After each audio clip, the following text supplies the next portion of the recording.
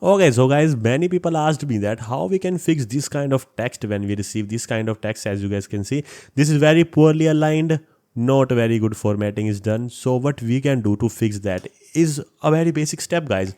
You can just go to ChatGPT, guys. So as you guys can see, I opened ChatGPT right now. I'll just copy this, I'll just paste this, and on the first line I will type here, fix this format. I'll search it. Now you guys will see the format is structured right now. We can just copy that and paste that, guys. Now I can do anything I want, guys. I can just make this text bigger or something if I want. So as you guys can see, this is pretty basic and easy to do, guys. You guys don't have to use right now any kind of tool or something. We have AI, so why we don't use that, right? So yeah, guys, this is how you can just fix any kind of text which is not formatted properly. You can just go to Google, ChatGPT and make it work by just giving the prompt.